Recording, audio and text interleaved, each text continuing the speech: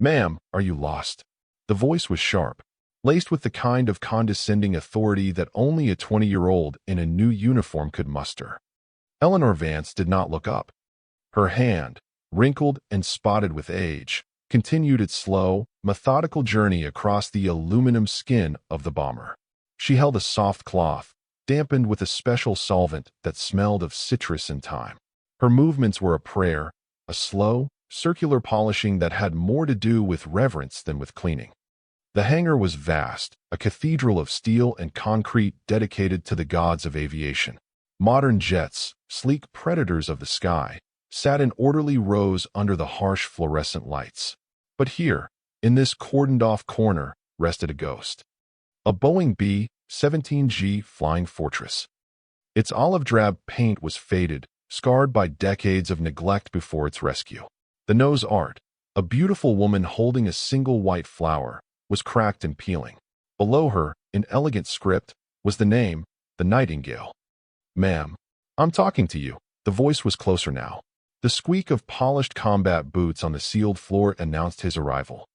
Eleanor paused her work. She dipped the cloth back into the small metal can at her feet and carefully squeezed out the excess. She did not rush. She had learned long ago that rushing was the enemy of precision, and this old warrior deserved nothing less than precision. She finally straightened her back, a process that involved a series of small, cracking sounds. She was 86 years old, a fact her spine reminded her of daily. She turned to face the young man. He was a boy, tall and broad-shouldered, with a haircut so severe it looked painted on. His uniform was crisp, the name Price stitched in neat block letters over his right pocket. Airman First Class Caden Price, of the security forces. His face was a mask of impatient duty. "I'm not lost, young man," Eleanor said. Her voice was quiet, but it carried a strange resonance in the cavernous space. It was a voice that had been weathered by years, but not weakened. Price crossed his arms. It was a posture meant to convey authority, but it just made him look like a pouting child. "This is a restricted area. The museum tour ended an hour ago. You need to be escorted back to the visitors' center." Eleanor offered a small, tired smile. "I'm not on a tour." She turned back to the fuselage, ready to resume her work. "Hey," Price stepped forward, blocking her way. "I'm not asking. I'm telling you. This is a controlled asset. You can't just be touching it." The absurdity of the statement hung in the air. Touching it. As if her gnarled fingers could somehow do more damage than the flak and fighters that had once torn through this very skin. "I have permission," she said, her voice still even. "Right. Permission," Price scoffed, a little puff of air. "From who?" The ghost of General Patton. His partner, another young airman, snickered from a few feet away. Eleanor sighed. She reached down to the belt of her simple, faded blue coveralls and unclipped a laminated badge. It was old, the photo a grainy black and white image of a much younger woman with fierce, determined eyes. She held it out to him. Price barely glanced at it. "Volunteer pass. Expired." He pointed a finger at the date. It was, indeed, expired by a week. A simple clerical error. "This doesn't mean anything," he said, his tone triumphant. He had found his justification. The rule was broken. Order must be restored. "You're trespassing. I'm going to have to detain you." Eleanor simply retracted her hand and clipped the badge back onto her belt. "That won't be necessary." Her calmness was like gasoline on the fire of his youthful arrogance. He was used to people snapping to attention. He was used to compliance. This quiet, unmovable old woman was an affront to his entire worldview. His eyes scanned her, looking for another point of weakness, another rule she was breaking. They landed on her chest. Pinned to the worn fabric of her coveralls, just over her heart, was a small, tarnished metal object. It was a set of wings, but they were unlike any regulation insignia he had ever seen. They were crude, almost hand-forged, the metal dull and pitted. They looked like something a child would make in a metal shop class. A smirk spread across Price's face. This was perfect. "What are those, Grandma?" he asked, his voice dripping with derision. "Something you got out of a cereal box." Eleanor's hand instinctively rose to cover the wings. Her placid expression finally cracked. A flicker of pain, deep and ancient, crossed her face. "They are not for you to mock," she said, her voice dropping to a near whisper. "Oh," I think they are, Price said, emboldened by her reaction. He took another step forward, invading her personal space. You can't just wear unauthorized insignia on a military installation. It's stolen valor. That is not what this is. Really? What is it then? A prize from the county fair. He reached out his hand, his finger extended. Let me see this piece of junk. Don't, she warned. The word was not loud, but it was sharp, like the crack of a whip. He ignored her. His finger touched the cool, rough metal of the wings. He flicked it. Tink. The small, metallic sound echoed in the hangar. And the world fell away. The smell of citrus solvent was gone, replaced by the acrid stench of cordite and burning oil. The fluorescent hum of the lights became the deafening roar of 4 Wright Cyclone engines straining at full power. The smooth concrete floor became a vibrating, shuddering sheet of aluminum, slick with something dark and warm. She was 21 again. It was cold, so bitterly, bone-chillingly cold that the moisture in her breath froze on her lips. She was crammed into the radio operator's compartment of the Nightingale, somewhere over Schweinfurt. The flak was so thick you could walk on it. The plane bucked and screamed as shells burst around them, peppering the fuselage with shrapnel. The pilot, a boy from Ohio named Jimmy, was on the intercom. His voice was strained. Ellie? Ellie, you there? Number 2 is smoking bad. Oil pressure is gone. I can't feather it. She wasn't a gunner. She wasn't a bombardier. She was a mechanic. A prodigy. Officially, she was a woman Air Force service pilot, grounded by a minor medical issue, reassigned to a maintenance depot in England because her commanding officer saw a genius where others saw a girl. Unofficially, she was the soul of this plane. The crews called her Ellie the Wrench. When a plane was too damaged, too hopeless, they gave it to Ellie. And Ellie made it fly. She had crawled through the narrow tunnel to the cockpit. The co-pilot was dead, his side of the canopy shattered. Jimmy was bleeding from a gash on his forehead, his hands fighting the controls. I can't hold her, Ellie, he had yelled over the roar. She had seen the problem. A severed hydraulic line, spraying fluid everywhere. Without tools, without time, she had used her own belt and a piece of wreckage from the co-pilot's seat to crimp the line, a desperate, impossible fix. Her hands were numb, clumsy with cold, but they worked. They always worked. They had made it back. Barely. As they were lifting Jimmy from the cockpit on a stretcher, he had grabbed her hand. He pressed something small and metallic into her palm. It was warm from his body. For the angel of the airfield, he whispered, his eyes hazy with pain and morphine. The boys, we made this for you. From the flak that hit my seat instead of my head. He had died 2 days later. The wings were his last gift. Her promise. Tink. The sound brought her back to the present. Airman Price's smug face was inches from hers. His finger was still resting on her wings. Something inside Eleanor, something that had been dormant for 70 years, hardened into steel. She did not raise her voice. She did not move. She simply looked at him. And for the first time, Airman Price felt a sliver of doubt. He saw something in her eyes that wasn't frail. It was ancient. It was dangerous. Across the hangar, Master Sergeant Davis watched the exchange. He was a 20-year veteran with a deep respect for 2 things, the chain of command and his elders. Price was violating the second in a way that made Davis's skin crawl. He didn't know the old woman, but he had seen her here before, always quiet, always working on the B-17 with a devotion that was humbling. He saw the way Price postured, the way he puffed out his chest. He saw the flick of the finger, and he saw the look on the old woman's face change. This was wrong. This was deeply, fundamentally wrong. Davis made a decision. He pulled out his personal cell phone, turning his back to the scene. He had the base historian's number saved for a reason. Dr. Albright was a quirky civilian, but he was wired directly into the base commander's office. The phone rang twice. Albright, sir, this is Master Sergeant Davis out at Hangar 4. Sorry to bother you.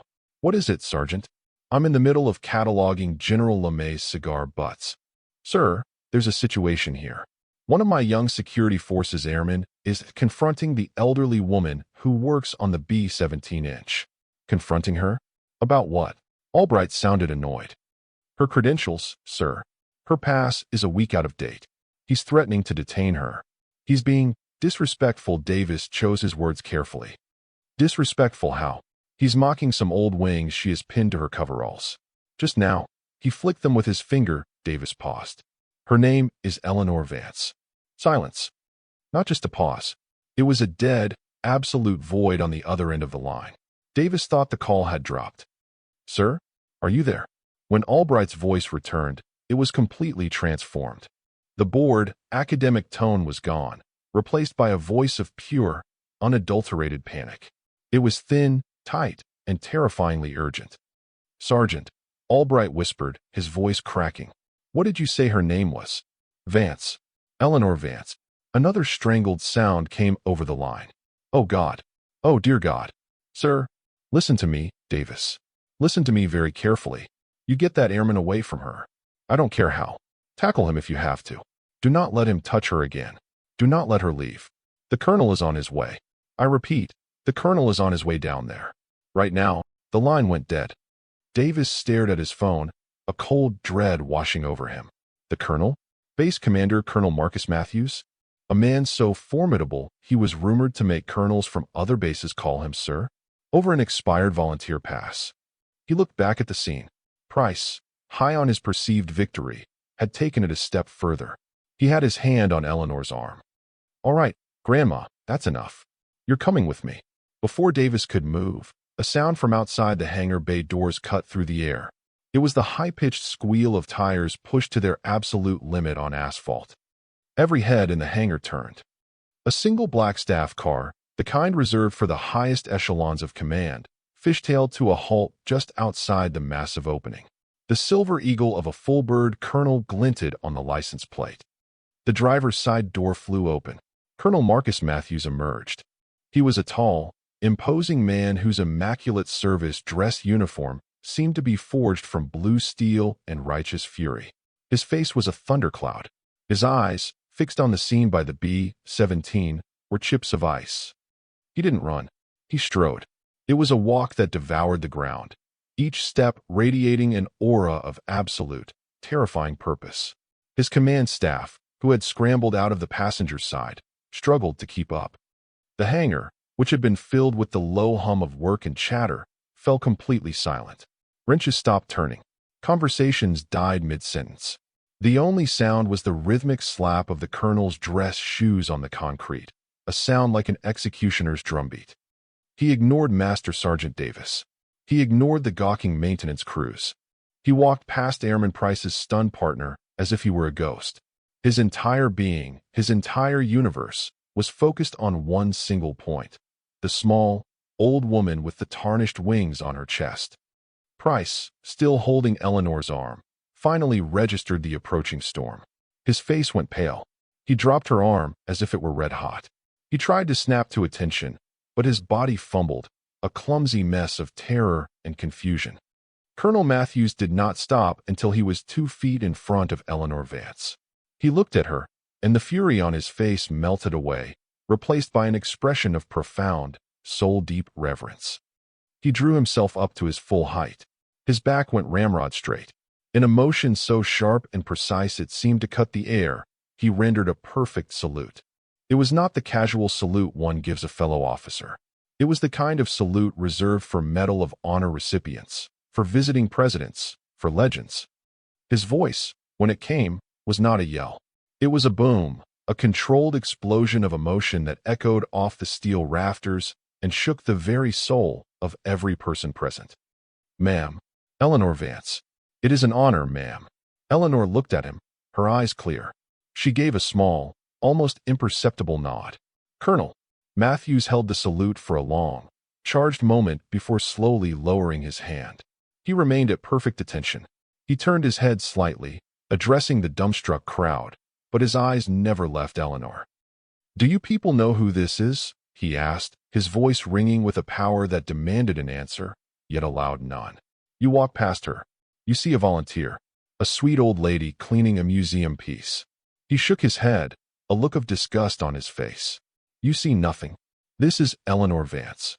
But in 1944, the men of the 8th Air Force in England had another name for her. They called her Ellie the Wrench. They called her the ghost of the airfield. A murmur went through the crowd. Price stood frozen, his face the color of ash. This woman, the colonel said, his voice dropping but gaining intensity, was a wasp.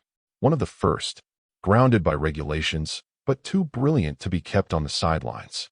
They sent her to a maintenance depot to fix radios. But she didn't just fix radios. She fixed engines. She redesigned hydraulic systems on the fly. She patched up planes so full of holes they looked like Swiss cheese and sent them back into the fight. He pointed a rigid finger at the Nightingale. This plane, this very aircraft, it flew 142 missions. It should have been scrapped after 10. The only reason it survived is because of her.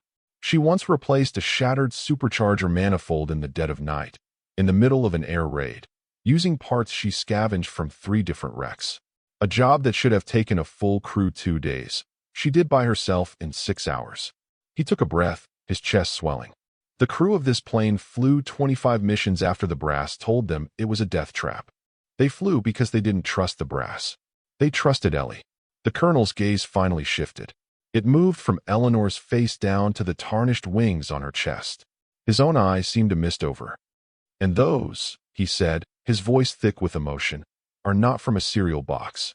He looked directly at Price, and the airman visibly flinched. Those wings were forged by the grateful crew of the Nightingale. They were hammered out of a chunk of German 88mm flak shell that tore through the cockpit and embedded itself in the pilot's seat, inches from his spine. They gave them to her as a symbol, a promise. They called her their angel. He paused, letting the weight of his words settle into the silent hangar.